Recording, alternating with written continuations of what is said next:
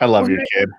Can you hear him? Right as I hit the go live, I heard him go, "Mom." Mom, I know. That is yep. If you need to go attend to him No, while I okay. have a babysitter and she is going to arrive. She is my 12-year-old babysitter, and at times it feels like there are two children in my home and I am the supreme ruler of both, but she keeps them busy while I do these things. That's wonderful. Yeah. Good to have a helping hand.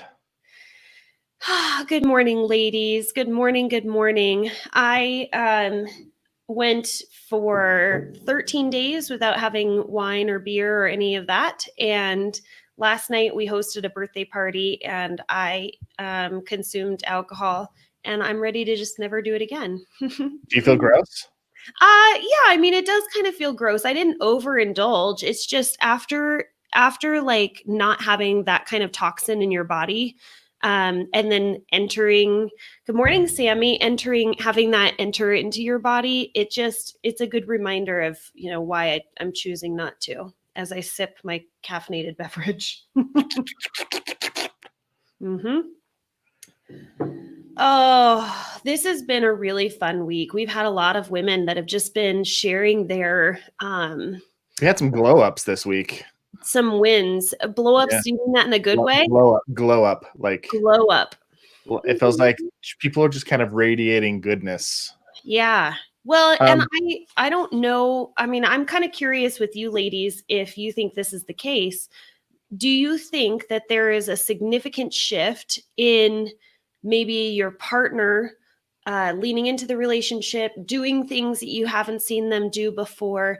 Or do you think it's really primarily just the lens that has been shifted on your behalf? And I'm curious to know, is this better when it's right up in my mouth? Like, yes. Okay. Put it in your mouth. Okay. Yeah, I'm just wondering. I mean, for those of you who are here, I'm curious. Let me know if you think it's the lens or if you think it's the partner, or maybe it's both. But I'd be curious to hear that as well. Yeah. I also don't want to brush over the fact that for many people, this week has been rough.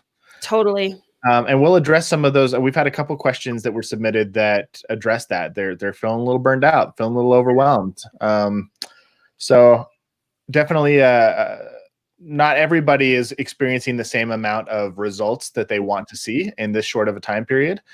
I want to emphasize that what we're teaching you this is, I think, the biggest problem that people run into doing the Epic Wives experiment. There's two things. One, they jump in and they want to get results real quick. Yeah. And 2 weeks of small changes go by and it's like, oh, nothing's happening the way I want it to. Like my years and years of marriage habits and patterns haven't completely reversed themselves in 10 days or 15 days. And it's like, be a little patient.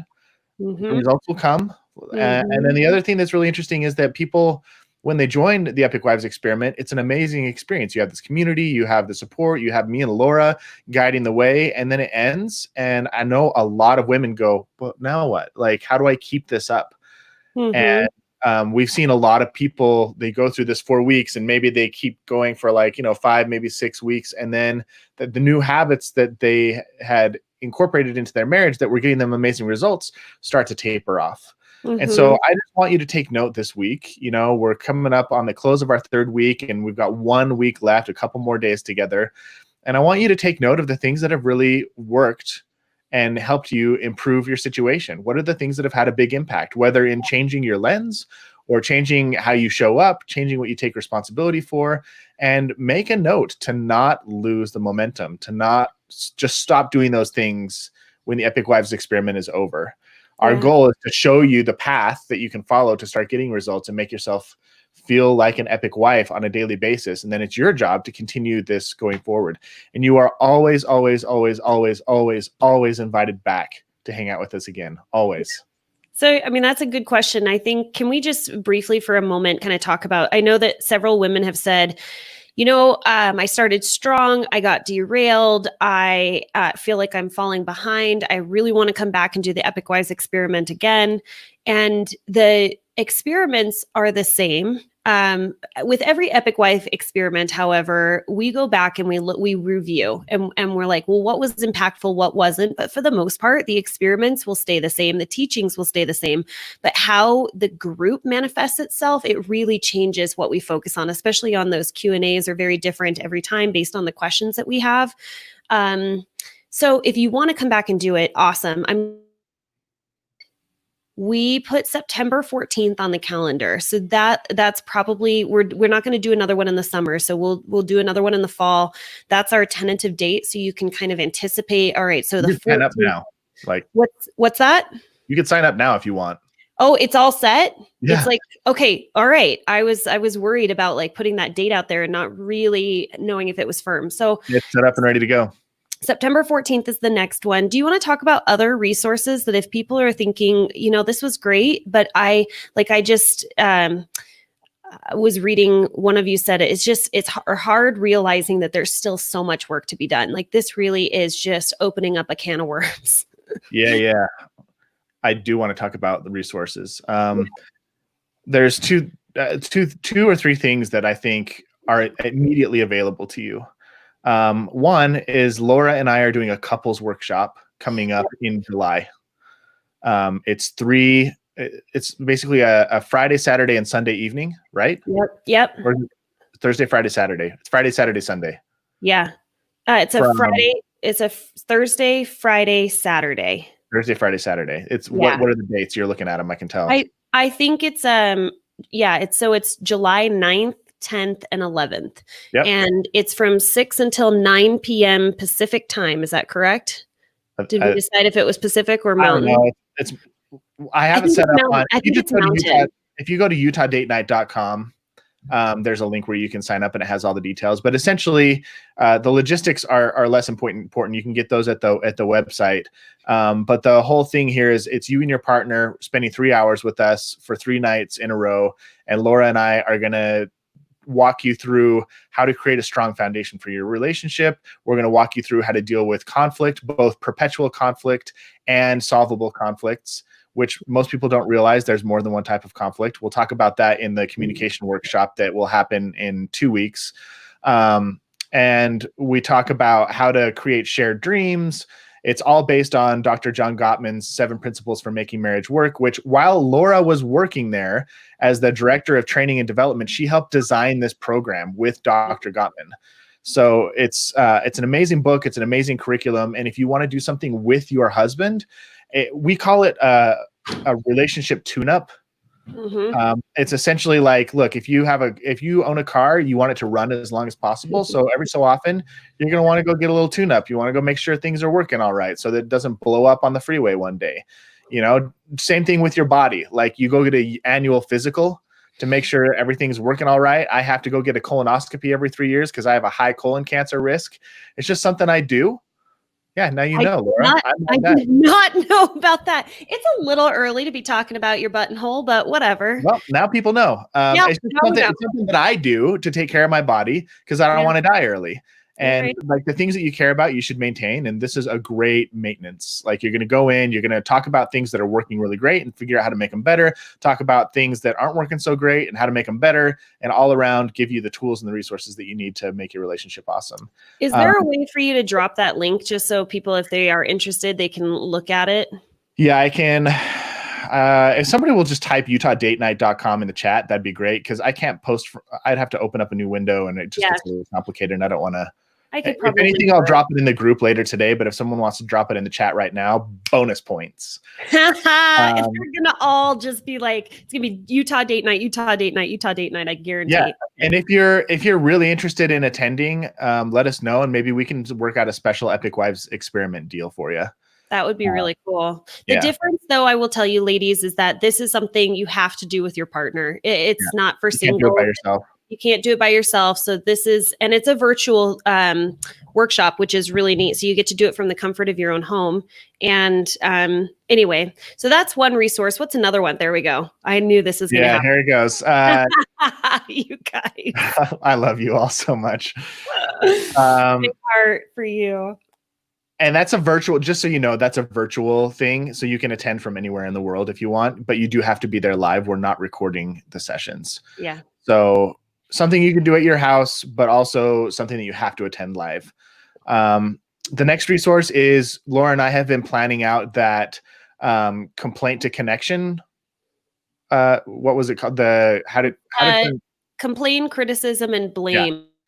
The criticism workshop that we talked about last week, and everybody was like, I want that. I want that. We're working on putting that together, and we'll have it ready in the next probably week or two, and we'll let you know when that's available. And we'd love to have you come in and join. If your partner wants to come along with you as well, that's something that they're invited to.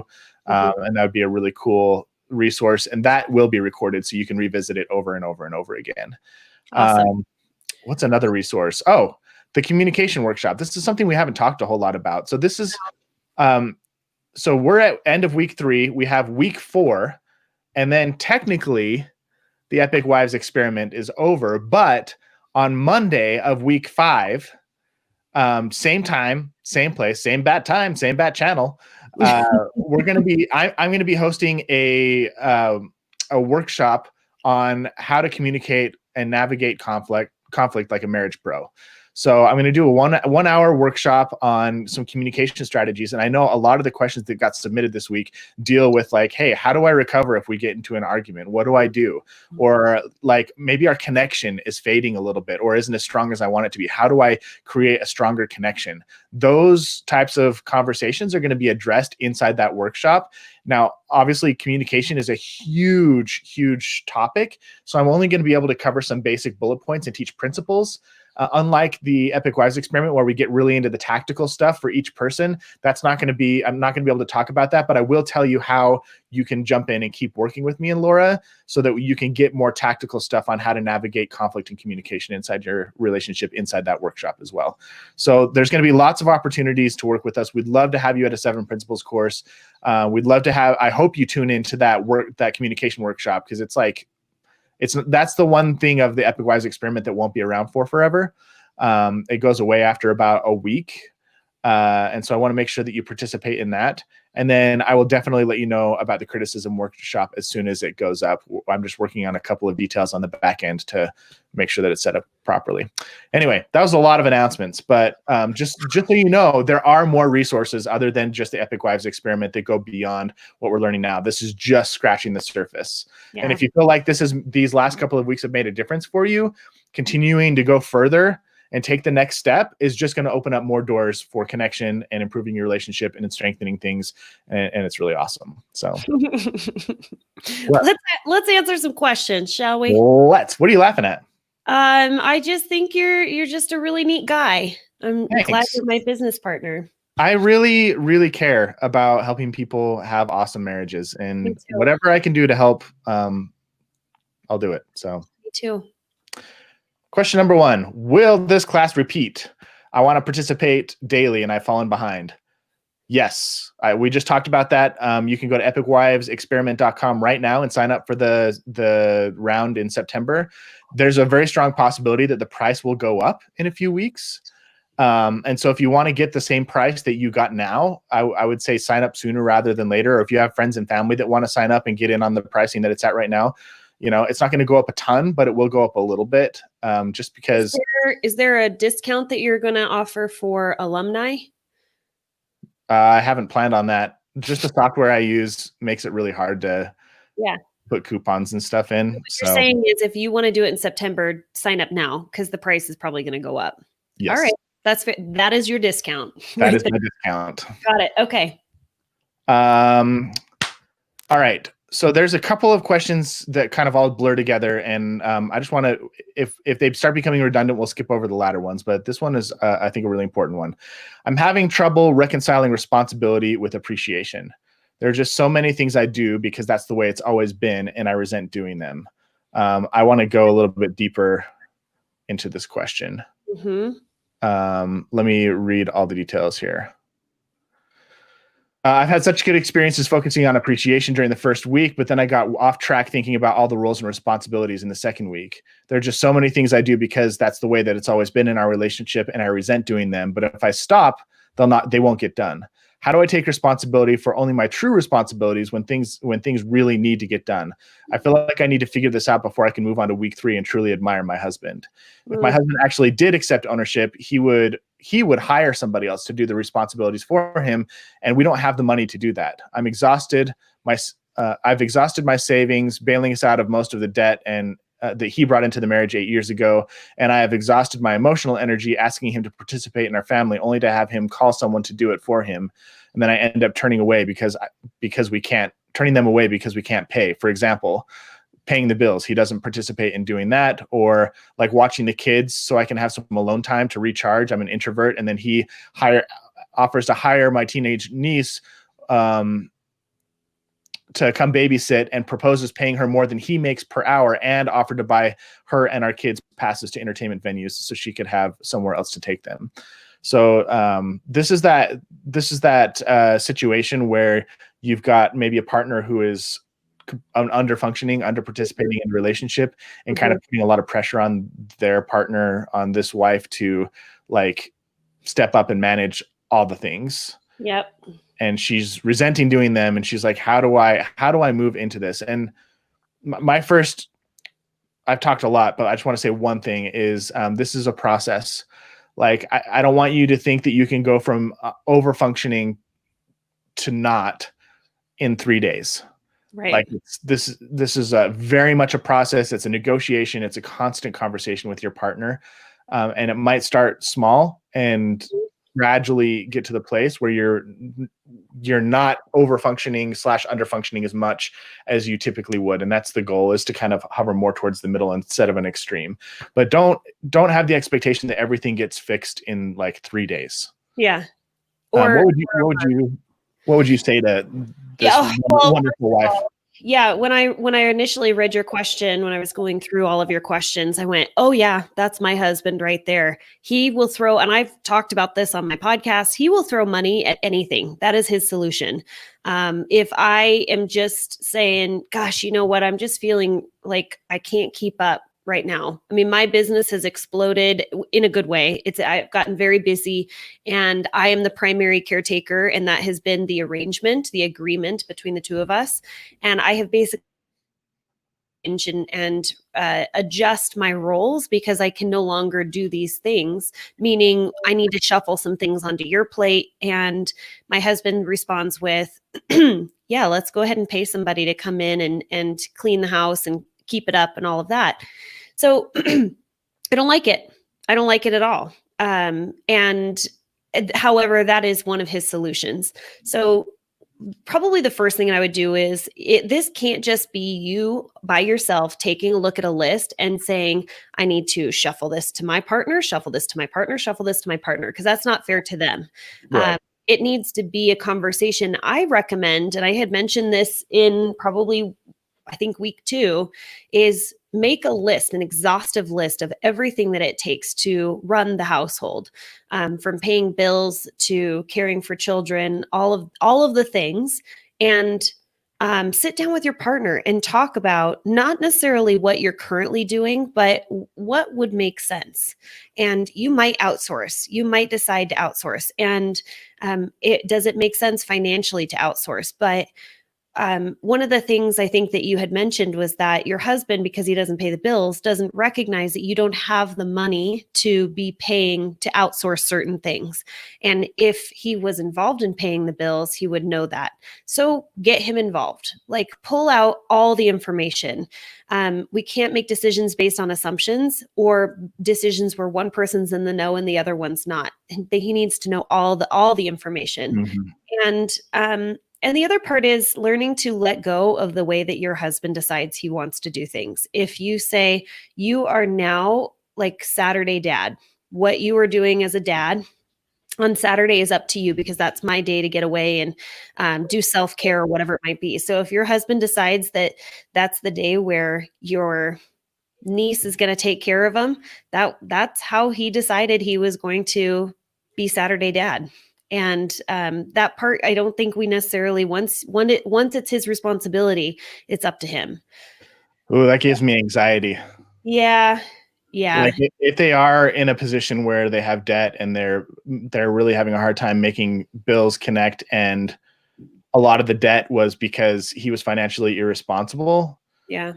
I have a hard time saying give dad a blank check to just take care of problems with money if he's not responsible with money.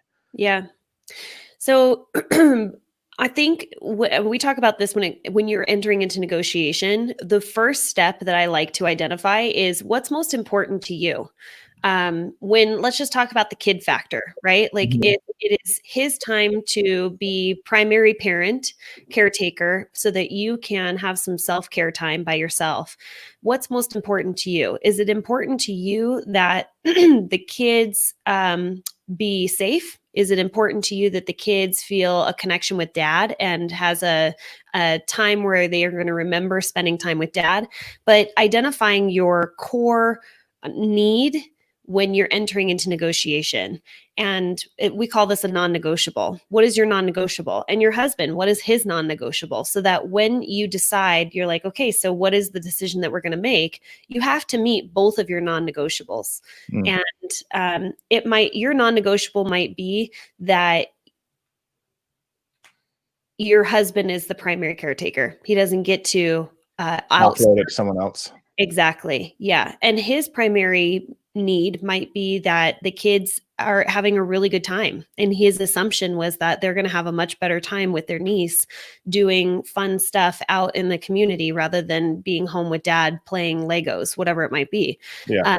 So I think that that's a really good place to start is what are your non-negotiables? And from there, you can start going back and forth and figuring that out.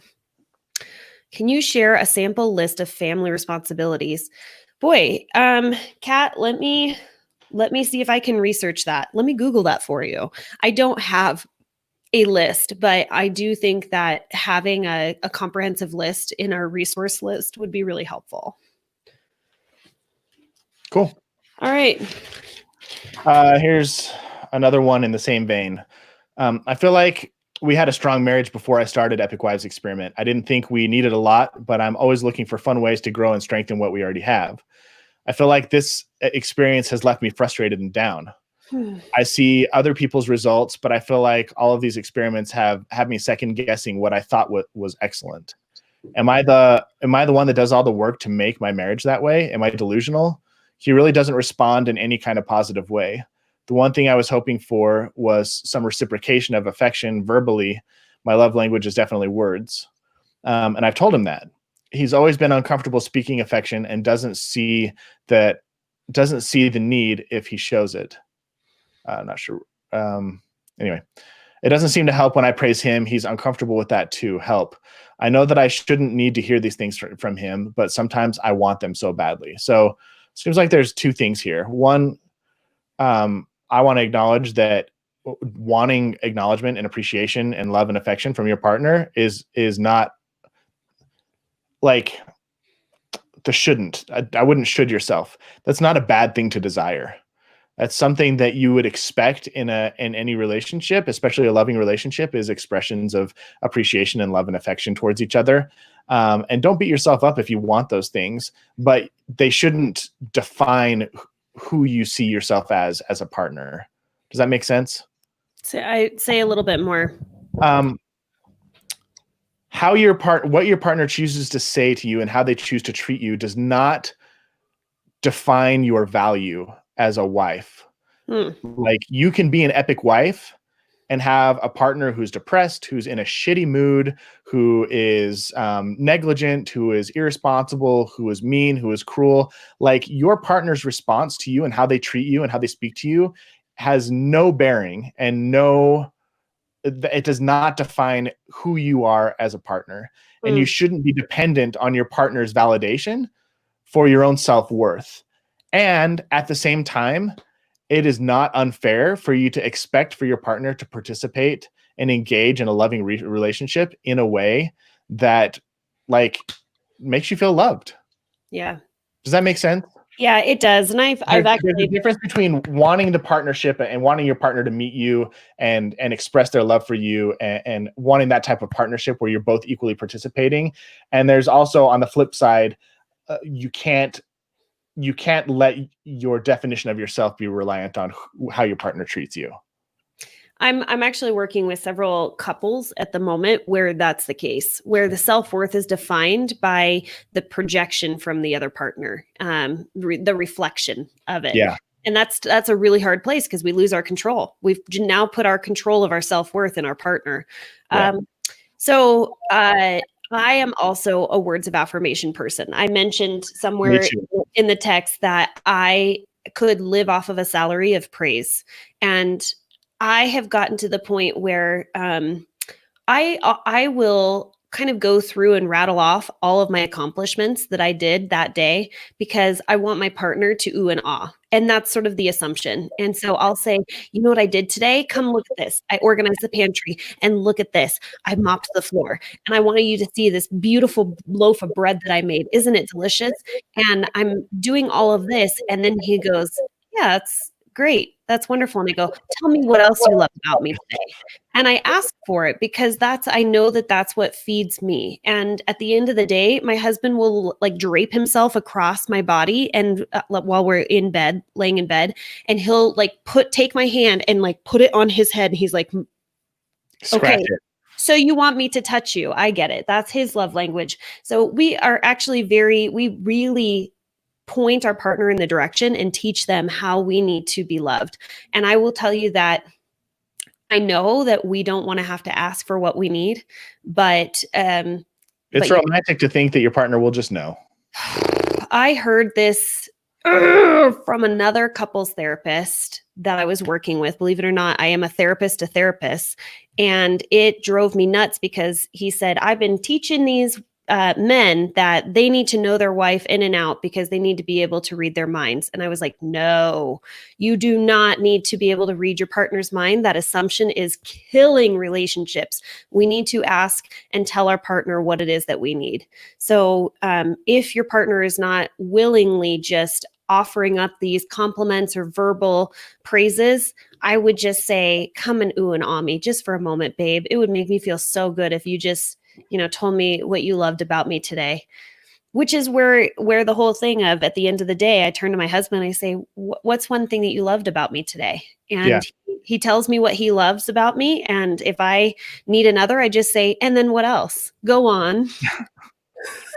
Another thing I want to say about this is the beginning of the question. She feels frustrated and she felt like she had a good marriage when she came in. And now she's like, oh, really? Like, I didn't realize there was so much work to be done. And I want to offer a perspective shift because one of the most beautiful things about a romantic relationship, about marriage, it can also be one of the most discouraging things. And that's that it can always be better. Like, you can always be a little bit more kind. You can always be a little bit more patient. You can always be a little bit more quick to forgive. You can be a little bit more appreciative. You could be a little bit better with dealing with your emotions. And no matter how good you get at this stuff, there's always going to be opportunities to improve. Now, that can be frustrating for some people because they're always like, oh, there's no finish line. Like, the work is never done. And I feel like there's always work to be done. Or it can be really exciting that, hey, like she came into this thinking she had a pretty good marriage and now she sees opportunity to make it better and she's discouraged. It's like, I think a lot of people, ignorance is bliss in a lot of ways. But the way that you can look at the Epic Wives experiment is opening up doors and windows of opportunity for you to continue to grow and expand that you may not have considered before. And the fact that you're not there yet doesn't mean that your marriage is bad. And the fact that other people might be doing things differently than you doesn't mean your marriage is bad. It just means there's opportunities and things for you to explore and things for you to kind of get curious about and say, hey, could I level up a little bit today? Could I be a little bit better today? And what could I improve on? And so for those of you who might be feeling discouraged that your marriage isn't where you want it, just remember this is a process for everybody. It's a process for Laura. It's a process for me. It's a process we're doing the work too. Yeah. And you can either be excited about it or you can be resentful towards it. And it's a lot more fun when you're excited about the direction that you're moving rather than discouraged by the fact that you're not where you want to be yet. Well, that was exactly, I mean, you took it out of my mouth. Sometimes it feels good to be the best on the team Yeah. And it's hard to level up and go play, you know, on the A team and feel like you are, you know, sitting on the bench because you are not. But just the act of being on that next on the varsity squad is going to level you up. And I just think that we are all at this very moment sitting on the bench, looking around, going, I'm glad I'm here, but man, it was so much nicer to be the best on the JV squad. But we are a bunch of varsity players, ladies, and you guys are rock stars. Rock stars. Rock stars. Hey, by the way, for those of you who created your marriage scorecard, did I botch that? It's marriage scorecard. Okay. I want for you to think about, how do you feel loved? And maybe it is something to put on there to ask for it from your partner as a reminder for you to ask for what you need. So if you need physical touch, did I ask for my physical touch today? If you need words of affirmation, did I ask for words of affirmation? Oh, look at that. Preach. Michelle G. She's giving it Thanks, to you. Michelle. Preach, sister husband. Right. Another question along the same vein, and then they kind of go, they'll shift in tone a little bit. This experiment seems to have been really successful, but now my bucket's feeling empty. What's going on? More specifically, she says, my husband loved the sticky notes. He got them out of the drawer after we cleaned off the mirror and put them back up on the mirror again, and responded well to other experiments as well. I have grown from putting on rose-colored glasses and realizing that he's not responsible for my emotions, exclamation point. But now at the end of the week, I'm dreading watching today's experiment video. My bucket feels empty. I don't know if I have the energy to give to this. Is there something I'm doing wrong? What would you say to that? I mean, I don't know. I think that everything has an ebb and flow, and we sort of just have to ride the wave. Yeah. And when somebody has an empty bucket and they come into your office and they're saying, I'm feeling like my bucket's empty. I'm exhausted, a little burned out. What do you say? Thank you. Thanks for clarifying. My synapses aren't firing as quickly as they normally would. Self-care, ladies. When you feel, you're like, come on, Laura, you know that's exactly what I wrote in my notes. I should be reading your notes. Self-care, when you're feeling low, when you have, and sometimes, I just wake up and I'm like, man, today is just not a great day. I'm not going to get the things done that I wanted to accomplish today. And I just am like, yep, all right, today is one of those days. And and then I look at it and go, well, why is that the case? Is it because I just need to take a couple of hours, lock myself in my bedroom as an introvert and fill myself back up with some alone time? Do I need to go get on my bike and get in the mountains and just ride and experience nature? What do I need to do to fill myself up? And I'm surprised that Laura's an introvert. Sorry, continue. I really am. I can show up. I feel great when I'm on a stage, but then the moment I walk off the stage and I'm in a room and I'm just a stranger and we're all sort of in the same, man, I'm the one that goes to the wall and stares at people, a wallflower. I have a message to the perfectionists in the group. I give you permission this week to skip a day. If you're feeling overwhelmed and if you're feeling burned out and Epic Wives Experiment feels like an obligation and you're just feeling gassed and you're starting to resent us, I give you permission to skip a day. It's okay not to be perfect in your attendance and in your execution with the Epic Wives Experiment. This is all about getting you pointed in the right direction and giving you momentum. It's not about giving you one more thing to do on your to-do list.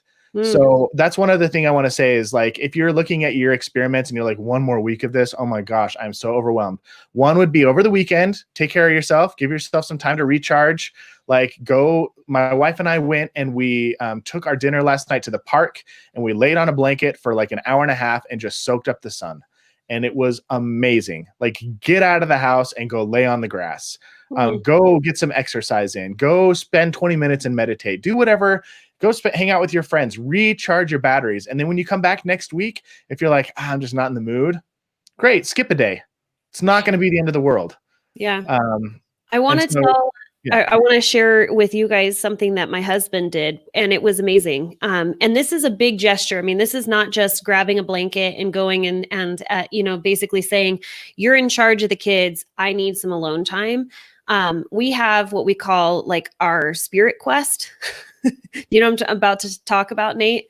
So my husband was kind of struggling. He had a little bit of a down winter, wasn't loving his job, and we're dealing with health concerns with his parents.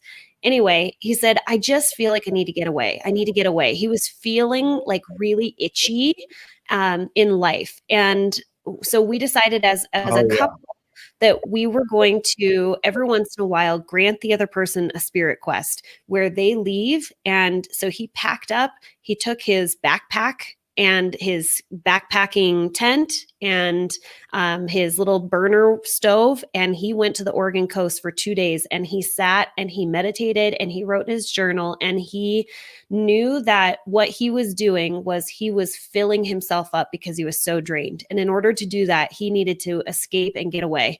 My spirit quest will look a little different. Your spirit quest might be that you go to a hotel and you take a journal, or you just binge Netflix or whatever it might be. But it might be something that you're thinking, I'm pretty drained and I need to ask for my spirit quest. And that spirit quest is going to be 24 hours or 48 hours. And if you can set it up where the kids go to like grandma and grandpa's house and you go get some alone time, awesome. But that might be something that you do. Jamie said, I have a hard time doing this with 5 kids. Do you have suggestions on how to do this with so many littles? Yeah. No, that's why I had one. Did you burp and talk at the same time? No, I was just thinking that 5 littles, that is seems impossible. Yeah, impossible quest. I will say this, one of the greatest gifts you can give your kids is showing them how to have an awesome marriage. Here's just one pro tip. I don't know how old your kids are. But one of my favorite interviews that I ever did was with this woman named Marilee Boyack. And I think she's a lawyer, and she had like 4 boys. And when they got a little bit older, old enough to understand, she would tell them, hey, after 8:30, I'm not mom anymore. At 8:30, I turn into wife. And I guarantee you, boys, that you do not want to see me as wife. So at 8:30, what you do is up to you. So yeah, they're all 8 and under. In the next couple of years, they'll be able to understand this. 5 under 8, that's a lot. Ask for help. Yeah. Yeah. Build a community around you of people who can support and help you out. Yep. Absolutely. And I'm sure, Jamie, you have tried to figure out like all the things. If you load them up into your Suburban or your minivan, you get everybody strapped in, and like that me time means that you have like one headphone in your ear. All the kids have iPads, and you're just driving and listening to your favorite podcasts. And that is like nourishing to you, where you're like, that was my me time. Yeah. Maybe you went through like the drive-in and you got your favorite soda or whatever it might be. That was your moment where you were like, this is just for me. I think it's important for us to have those things that are just for me. Like the moment where I go up and I do my hair and my makeup, I mean, that is just for me. That is my time. And I listen to my favorite podcast while I am doing my eyeshadow, and it's like my time. And here's another reason just for me stuff is important, is because I think a lot of women, especially, I learned this kind of distinction the other day that really made a difference for me. Your roles are not the same as your identity. And the role of mother is something that a lot of women cherish. And it's something that takes up a lot of time and mental and emotional energy and physical energy for you to execute on. And one day your role as mother will come to a close. I mean, you'll always be the mother of your children, but I had this conversation with my mom this week. I'm like, you don't feed me food anymore. You don't pay for my bills. You don't like clothe me. I'm an independent human, and you'll always be my mom, but now we're kind of peers. You're not like my parent anymore. Mm-hmm. And eventually that door will close. And a lot of women, I think, really struggle when they lose the role, because the role has become their identity and they've lost their identity. And having those me things that Laura's talking about, the things that help you hold on to who you are throughout your role as a mother, will help you hold on to your identity as, in this case, as Jamie. Like Jamie is not synonymous with mother. Mother is just a role that Jamie is going to probably play for the next 20 years. But then when that role is over, Jamie needs to still be able to be Jamie without being mom. Yeah. And so that's I think that's an important thing. So that make you think? Yeah, I have yep, it did make me think. I have a workshop that I'm doing in a year. It's 1 year out, but it's booked, and it's talking about like the struggle with the change of identity when kids leave the home. What happens with empty nest? What happens to you as an individual? What happens to the relationship? And that was really, yeah. Okay, Oh, here's the next question. I know these experiments are about us and what we're responsible for and all that stuff, and not our spouse's reactions. But is it normal for them not to react to what we're trying to do? I mean, we've done enough of these experiments where, yep, 100%. Sometimes. That is definitely some people, some husbands, I think, probably feel like it's not genuine. Like the moment that the Epic Wives experiment ends and you're still doing some of these things, or maybe you're adapting them. I hear this all the time where people are resistant to responding to what their partner is doing because they feel like it's coached, they feel like it's clunky, it doesn't feel genuine. So Forced. they might be holding off in responding because it feels forced or it feels unnatural. So wait until the Epic Wives experiment is over and adapt some of these. You know that we talked about admiration, we talked about personal responsibility, we talked about all these different things. Now that you have this knowledge, adapt it to your relationship and see when you're being the one that's driving the process if there's any shift or change. Yeah. The other part that I hear a lot too is, and ladies, I know that this is something that you could probably say, yep, I get that, is some husbands are probably not responding because they are just waiting for the other shoe to drop. They don't want to open themselves up, make them vulnerable.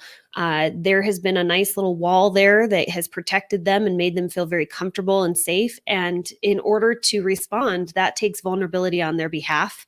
And it might be really scary for them to respond. One other thing I want to point out really quick, because we need to start whipping through these a little faster, is if it's taken you 2 years or 10 years or 20 years to build the habits and the dynamic that you have between you and your partner, don't expect to undo it in 9 days of experiments. Like we've done this for 3 weeks, 3 days each week have been actual experiments. And then the other have been either catch-up days or lessons. Like don't expect to undo a decade or however long you've been married worth of bad habits or over-functioning or lack of appreciation or whatever.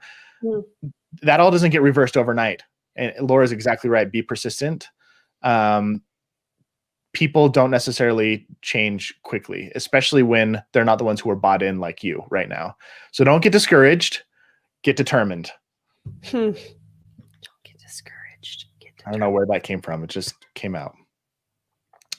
Okay, when our kids came along, I inadvertently... Are you writing that down? Maybe.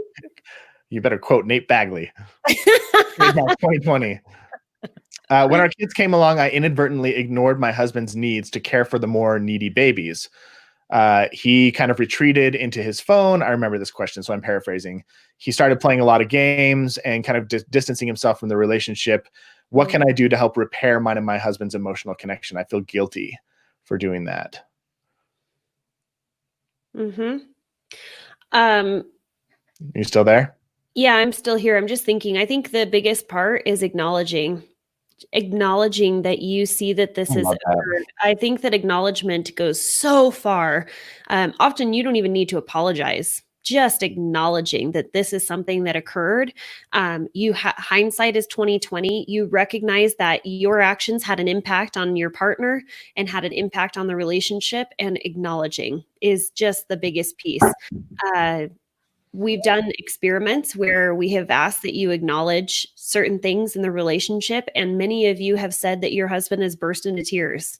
So I think that there's a lot of power there, and you are not the only one. You are not alone to have to turn your attention. This is why relationships, so 2/3 of all relationships, about 68% of relationships after the birth of the first child experiences a significant decline in relationship satisfaction. And yes, Nate, I'm nervous. strap on. I did not actually. So I think, this is probably not necessarily applying to our varsity Way to squad. appeal to the masses, Laura. Yeah. But so 2/3 of We all literally, relationships before we experience a started this call decline. today, Laura, before we even started our phone call today, Laura was like, Nate, I'm worried about you. Life is just going to be so rough when you get married, when your baby shows up. And then she gets on the call and goes, didn't affect me much. I'm amazing. I didn't notice any difference in my marriage when the baby showed up, but Nate's going to get destroyed. Yeah. Well, I think I was more concerned, Nate. I'm more concerned about you being able to turn towards your job the same way that because you love and you put out so much other people. And I was just warning Nate that you are not going to have the same amount of resources and even drive and motivation because your priorities are going to shift. So it happened with our crazy number 2. Okay. So hindsight is 2020. Yeah. What to do? We'll also be talking more about building emotional connection in the workshop in a week and a half, and that'll help. Or week 5 on Monday. Not this next Monday, but the one Monday after that. Yeah. I would acknowledge it and ask, how can we rebuild this? I recognize that our relationship has taken a hit.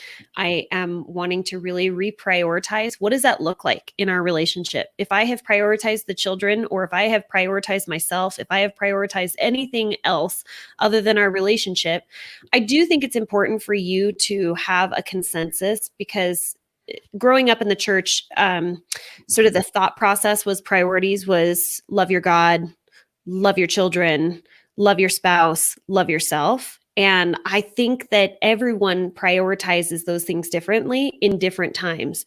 And it's important for you and your partner to have a really candid conversation of an agreement.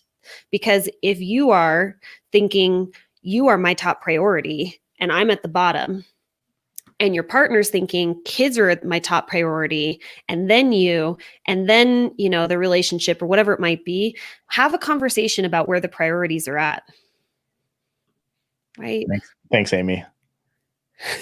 You get pre-baby full attention. I love the answer to that question. I don't have anything to add. All right. Thank you. My husband feels emotionally disconnected, but is rejecting my attempts to connect with him. Any resources or suggestions for a husband who says, I want to connect with you emotionally, and then when I try to connect with him emotionally, he doesn't let me in? Mm-hmm. I think part of it might be what I just mentioned, that he's feeling probably scared. I've had a lot of people that have cooled off, right? So like they're a cold couple, they're distant, they're disconnected, there's a wall up. And when their partner starts turning back toward them, it takes a while to thaw the freeze. Yeah. The ice, the frost. Yeah. Any resources or suggestions? Be persistent. Small things often. So that Small things often. Yeah. That is a Gottman phrase, and I really like it, that it is not the giant gestures back together. It's the small, consistent, frequent gestures of reaching towards your partner and making these constant bids for connection. We talk about this in our workshop, the 7 Principles workshop that we do, about how to make small gestures, how to bid for your partner's attention. So I want to give an example of this. A grandiose apology might actually mean less than scratching your partner's back every night and saying, I really love you, for a month. If you scratch his back and say, I love, do you know what I mean? Does that make sense? Yep. Like the cumulative effect of just saying, I love you, I want you to feel safe with me every night for 2 months straight will likely have a bigger impact over the long term on your marriage than one big, I want to connect with you and you're not letting me in, and I really care about you and I care about our marriage, and then going back to life as normal. Like, figure out what are the small things done often that can make him feel safe, secure, trusted, valuable. And as you make those little deposits in the bank over and over and over again, day in, day out, consistently, eventually his heart will start to soften. I saw this happen with my friend Nate Bailey, not Bagley, Bailey. He was he served 3 tours overseas in the Army, and like led a platoon, and came home and was emotionally burned out and threw himself into his business and just totally neglected his marriage for over a year, and then realized, oh my gosh, if I keep doing this, my marriage is going to be over. I'm going to lose my kids. I'm going to lose my wife. And he had this kind of rude awakening, this wake-up call. And one of the things he started doing was writing a love note on the mirror, the bathroom mirror, every single day. And he would come home from work every day, and the note would be erased, and his wife would never say anything about it. And then the next morning he'd wake up and write the note, come home, it's erased, write the note, wake. And this went on for months, for like 3 months. And he was like, I'm not doing this necessarily for my wife. I'm doing this because this is the kind of husband I want to be. And I want to show her. She's seen enough times in the past me make an effort for a couple of weeks and then fizzle out. And then she knows not to take it seriously now. And so he's like, I need to show that this is a change in who I am as a person. And after like 3.5 months, he came home one day from work, and there was a little note on the mirror from her to him. And he's like, repeat that because it froze just for a moment. Oh, sorry. So he came home from work after like 3.5 months of doing this one day. Yeah. And there was a note from his wife to him that was just like little, and it said, I love you. Thanks for everything you do for us. And he was like, oh, it is working.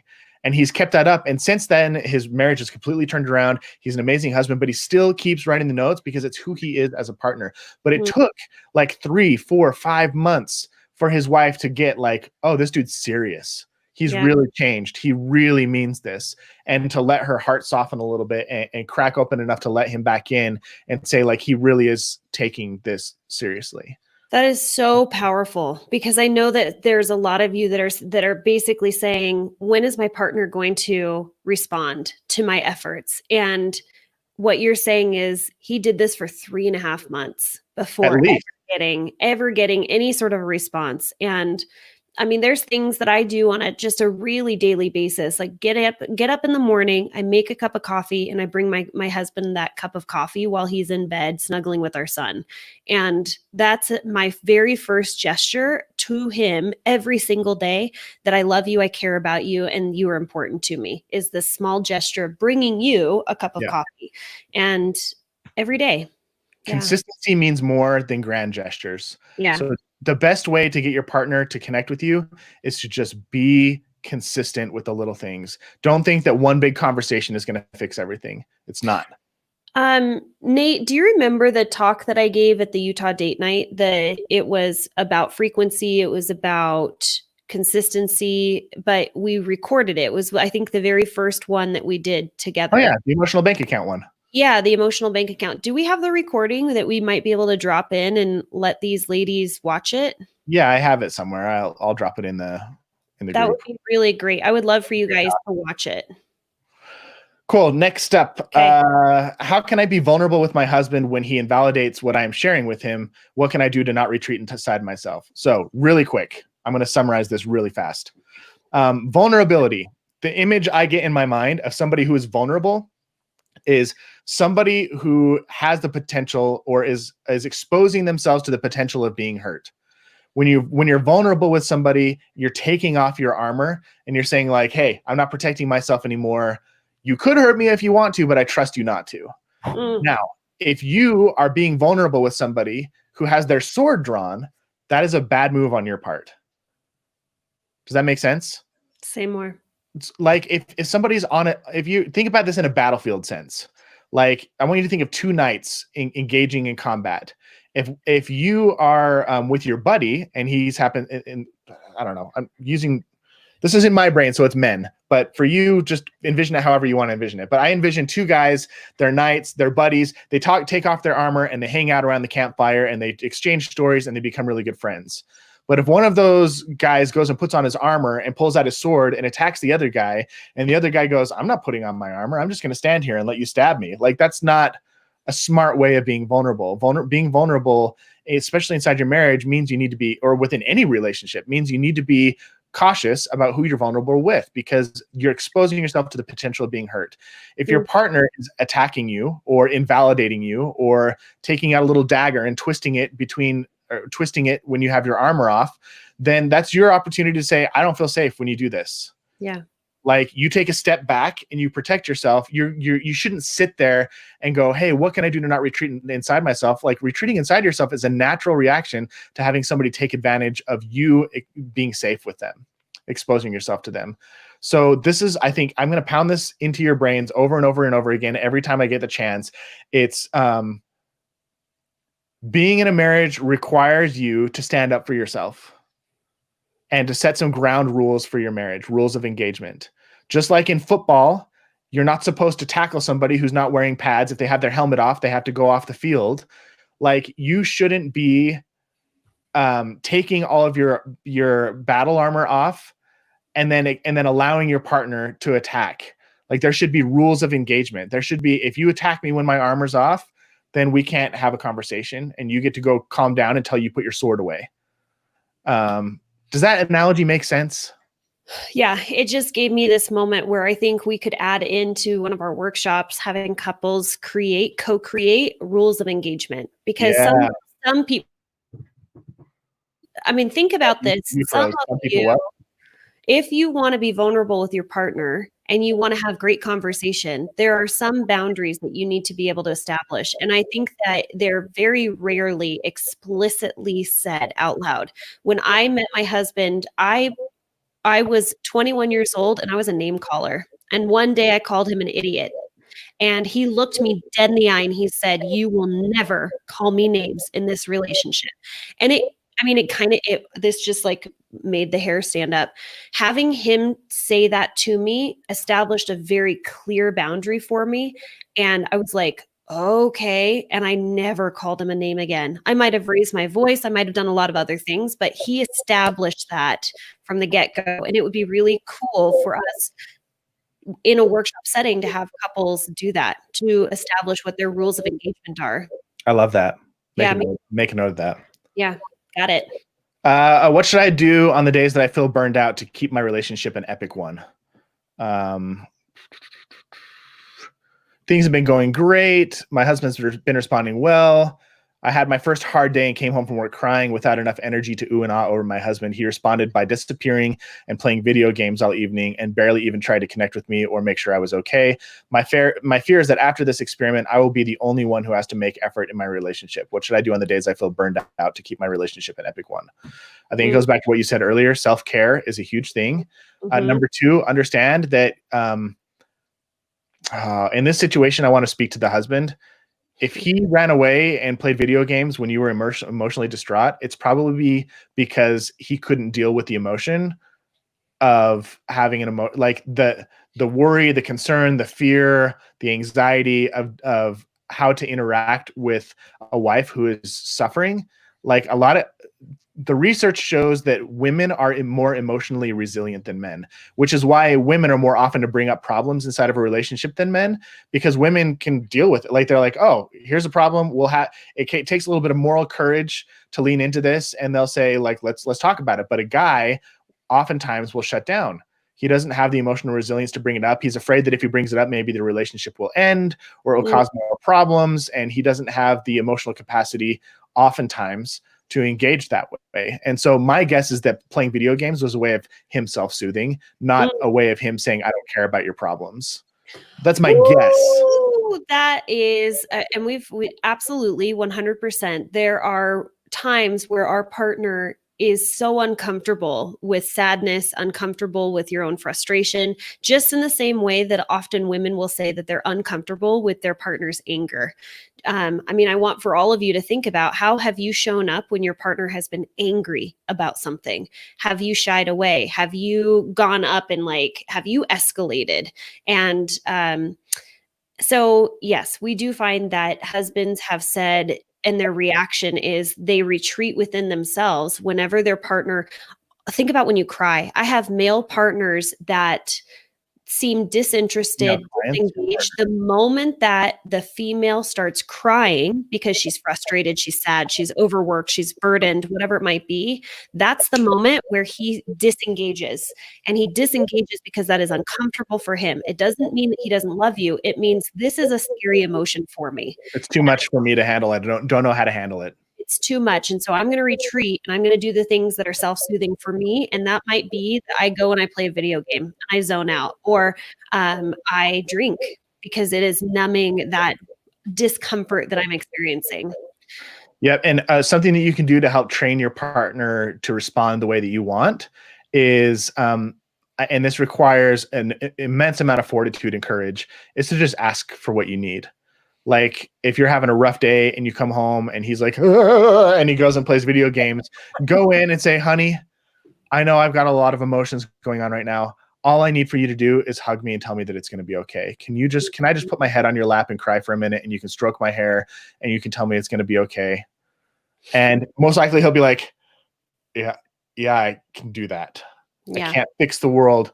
I can't fix the world and all the things that are broken, but I can let you lay on my lap and stroke your hair and tell you it's all going to be okay. Yeah, we have to be bossy, and I mean that in the nicest way of saying bossy. But we really need to tell our partner what we need to be assertive and clear. Yeah. What do I need? You don't get what you don't ask for. Yep. And then after you kind of compose yourself, take some time to take care of yourself. If you're feeling burned out, burnout is always, always, always a sign of I haven't been taking care of myself. I haven't had relaxing time. And given the current circumstances of COVID and of protests and of stress and anxiety and just the overall world, like it is no wonder that you're feeling a little burned out right now emotionally. I feel a little emotionally frayed right now. Like it's just a little more tense than normal.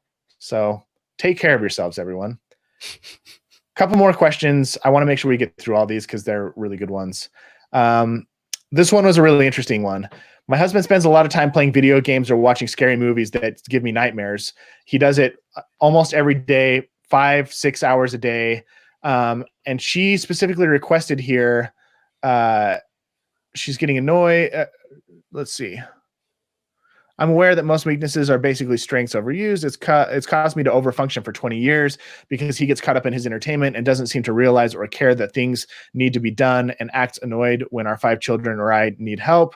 I've tried saying stuff like you're really good at getting things done, but sometimes results in even more entertainment time. I tell him multiple times a week that he's a good provider and that he's our main breadwinner and he does work hard at his job, but that's literally where it ends. I need ideas on a positive illusion over this situation, please. P.S. I've started doing less over functioning and he's picked up some of the slack, which is really great. So I want to speak about positive illusions because I think there's an important distinction to make. Positive illusions are amplifying the good things in your marriage to the point where you're like, nobody else has it as good as we do. Positive illusions is not polishing a turd. Does that make sense? Like if your partner is misbehaving and doing something that has a negative impact on your relationship, the job is not to create mental gymnastics for yourself to turn it into a positive thing. Like if he's not contributing and helping around the house, if he's spending 5, 6, 7 hours a day in front of the TV and he's not being helpful and he's snapping at people when they ask for help, like that, creating positive illusions around that is it's a type of cognitive dissonance where you're almost convincing yourself that a problem doesn't exist. And so I want to encourage you, when you're doing positive illusions, it's not to make a negative thing go away. It's to enhance a positive thing to the point where you're like, oh man, nobody's got it as good as we do. We have something amazing. If your partner is misbehaving, I don't want to say misbehaving, if he's got this habit of watching a lot of TV and movies, especially stuff that you don't want to participate in, this is a personal responsibility and a respect problem. Like this is my partner doesn't respect the contributions that I make to the family. He's not being an equal partner. He doesn't respect like the TV shows that watching things together. Like there's not a respect for the values or the common interests that you guys could be cultivating. I think a little bit of TV is okay, but anything in excess, whether it's social media, video games, sports, TV, smelling your watch, I can't believe I did that. And I forgot I was on camera. I cannot believe you guys just saw that. That's great. Does it Sorry. smell as good as it looks? I mean, I have a stinky wrist. Go on. Yeah. So don't try and polish the turd. So focus, if you're doing positive illusions, focus on the things that are going well in your relationship. If there is something negative that needs to be addressed, we're going to go back to week 2. What am I responsible for? What are you responsible for? And we're going to create some clear agreements. We're going to have some conversations, and you're not going to swoop in and save your partner. And maybe there needs to be some boundaries. This is actually, we had a conversation yesterday in our Say What You Need to Say program about a woman who was frustrated with her husband who plays too much video games. And one of the things that I think would be really effective is if your partner does something that annoys you, find a way to give it to him and defend the time that he has it, but do it in a way that gets you what you want to. So for example, this wife was really frustrated that her husband was spending like 4, 5, 6 hours a night playing video games late into the night. And she's like, he's not like cuddling with me. He's not prioritizing me. I feel like I play second fiddle to the video games. And I'm like, what if you sat down with him and said, I want you to play video games. I can tell how important they are to you. It probably helps you decompress. You get some sense of accomplishment out of it. You've made some friends doing it. That is awesome. I want you to play video games. And I will actually encourage you to play video games and protect your video game time if you can go to bed at the same time as me. Like, we'll get ready for bed at the same time, and you crawl in bed and cuddle with me for 30 minutes and talk about our day, and you can tell me how much you love me and kiss me on the cheek. And after that 30 minutes goes off, then you can like tuck me in and slip out and go play video games as much as you want. But what I want is to feel like a priority first. And if he goes, whoa, you'll defend my video game time? Yeah. If I can just give you this thing, make you feel like the priority, done. I will definitely bend over and do that. So I think this is one of those opportunities. If you've got something that your husband's doing that you resent and that you hate, think about, okay, maybe this is something that's really important to him. Maybe he gets some value out of it. How can I protect it? And also have a conversation about how I can get what I need so that I don't resent this anymore. Yeah, this happens all the time. And yesterday, it was incredible because my husband said, do not touch the house. I know it's disgusting. I know the dishes are piling up. I know the floor needs to be swept and mopped. And he said, don't touch a thing. I'm coming home and I am going to rock this kitchen. And I was like, weird. Why all of a sudden is he saying this? And like 5 minutes later, he's like, gave me a kiss and he said, bye, babe. Where are you going? I'm going golfing. And this is like on a Thursday, just going to be gone for 4 hours out of the day. I gave you a clean kitchen. So, but here's what it was. It was, how can I give you what you need so that I can get what I want? And right. That's what he was doing. The door and went golfing and left you with a messy house. Yes. The whole time you were cleaning the house, you would have been like, I can't freaking believe this guy. Right. That he would just leave me high and dry. But he knows that if he can set you up and leave you with nothing to do but like read a book and play with your kid or do whatever, he's shown you that he loves you. Okay, hold on. I'm gonna go a little bit deeper with this, ladies, because this is the overfunctioner. I told you I'm the overfunctioner. So I know it's a stinky watch. It means I've been working. Yeah. We had a dinner party last night at our house. We're hosting a birthday party for someone else. And he goes golfing and he comes home and it's like 3:00 and we have people coming over in 2 hours. And he told me earlier, do not touch the house. You enjoy your day. I'm going golfing. I had to manage my anxiety like nobody's business because right now my husband is the one who is going to clean the house for this house party. He did a crappy job. Just saying that it was not up to Laura standards. I looked at the floor and was like, I still see things. And I said something. I'm not even joking. I said, so is this really like how you're gonna like do the house? And he said, this is my effort. And this is how I am okay with people coming over. And I was like, holy anxiety. Okay. I'm going to be okay with this, but I did not touch. I didn't overfunction. I let the house be in the standard that he deemed appropriate. And it was great. Not every, the world didn't fall apart. Nope. Sure did. Nobody mentioned the booger on your carpet. Nobody mentioned that booger that I put there. Nope, nobody did. And it was awesome. And when I woke up this morning, the house was spotless again because he cleaned up after the party. Dope. So I'm just saying that we are all in this together. I'm a recovering overfunctioner, and yesterday was a mental exercise that I'm so glad. But yeah. Thanks for sharing that. Yeah. Okay, 2 more quick questions. Amy How would said, you? Are you done cleaning? All right, go ahead. Oh, sorry. No, that feels familiar. I think I've heard those words before. Are you done? All right, that's it? Yeah. Okay. Okay. I guess I'll see myself out. Didn't want to put the clothes away? No? Okay. Oh, I like them there. Hey, Laura, how would you help somebody love themselves? Oh, geez. I was bullied growing up. My parents never gave me much attention. I'm the second of 4 kids. To this day, I feel like my parents prefer my 2 sisters over me, even though we're all adults who have our own families. I feel like I can never do anything right in their eyes.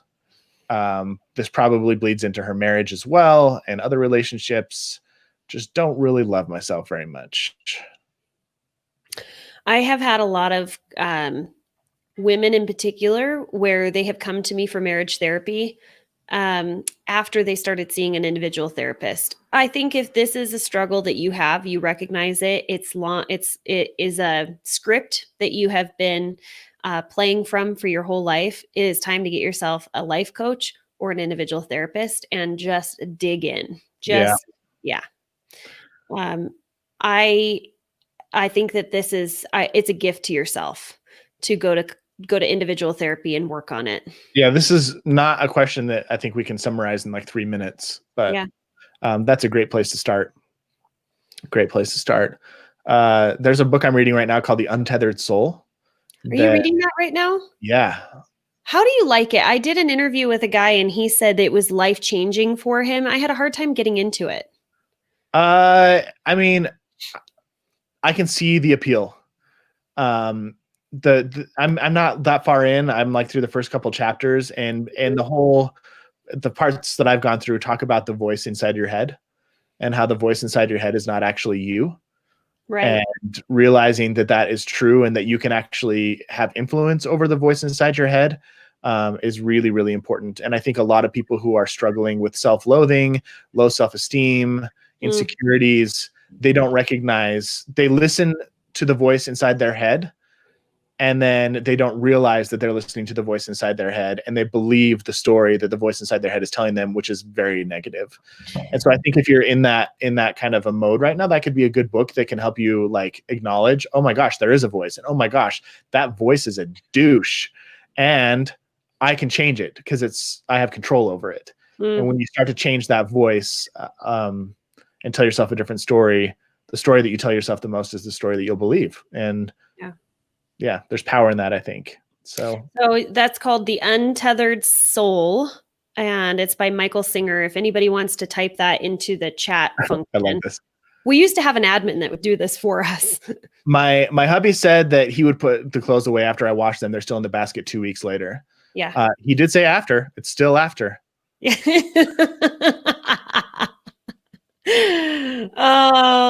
have the running joke in our household is that we have extended our closet and it just includes the laundry room. So luckily we have the laundry room on the main floor and our master closet is on the upper floor. So now we just have 2 closets up and down. We have conversations in my house where we have clean hampers and dirty hampers.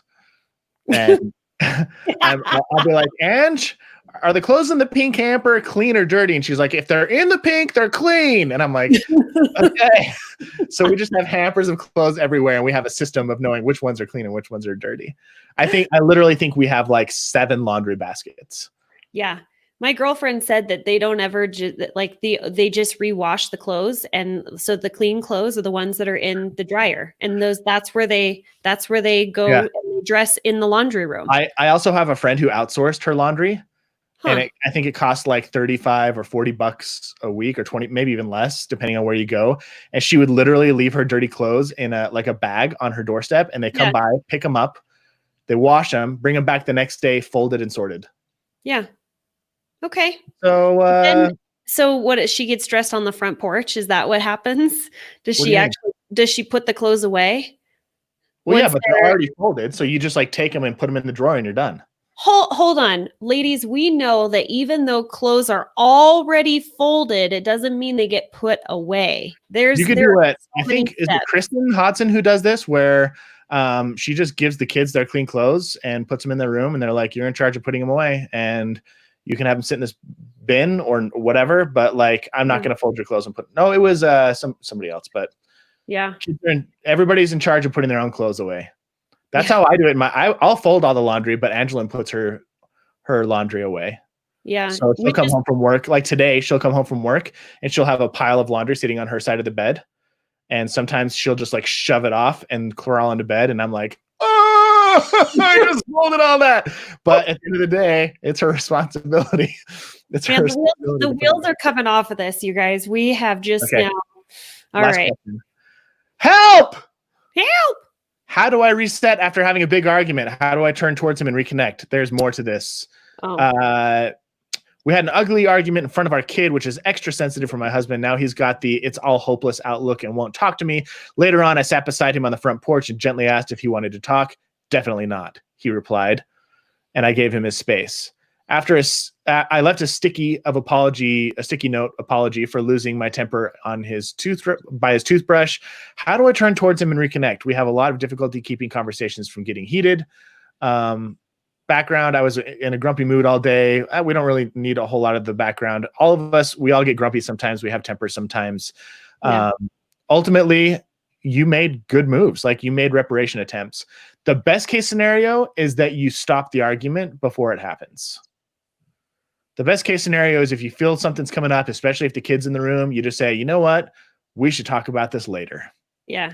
You know what? I can tell I'm getting upset or you're getting upset. I'm in a grumpy mood. Probably not the best time to have this conversation. Let's reconvene and have it after I've had some food or after I've had a nice night's rest tomorrow morning. If that doesn't happen, because all of us get sucked in sometimes and we are in a bad mood and we get caught up into an argument, do exactly what you did. You come back with your tail between your legs and you go, hey, I'm sorry.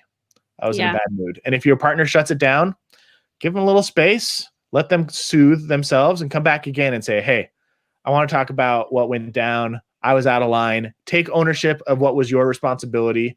And this is also something that we go over in the 7 Principles workshop for like in a couple hours is making repair attempts and what to do in case an argument happens. So if you want more tools around that, that'd be a great thing to sign up for. I love that you're just plugging the 7 Principles workshop, which you can find on utahdatenight.com. So I just want to mention one last thing is that if you are someone who brushes things under the rug, like you have a big argument, neither of you are willing to say, I'm sorry, and you just sort of go your own separate directions. And then after about 2 or 3 days, it's kind of dissipated. That's not helpful for the relationship. So there's this study that was done. It's called the Zygarnik have a hard time, which is a woman's name, a researcher. And what she found is that we hold on to things that are undone. Where are you going? Stretching. Oh, okay. That we hold on to things that we haven't fully processed. So how do you reset after a big argument? You process it. And it might take some time to get to the point where both of you are willing to talk about it, but do not go without talking about it. And set aside time. There is an actual, it's called Aftermath of a Regrettable Incident. And it is a skill set that I teach couples when I'm working with them, either in a workshop or a therapy. But there is definitely a blueprint that I think is really helpful to follow so that you can process those arguments and reset and feel better about them after you've talked about it. Okay. Is that our last? All right, everybody. That's all the questions that we were able to cover today. Thank you for submitting them. Thank you for participating in the Epic Wives experiment. Take the weekend, practice some self-care, show up on Monday for our last week of experiments.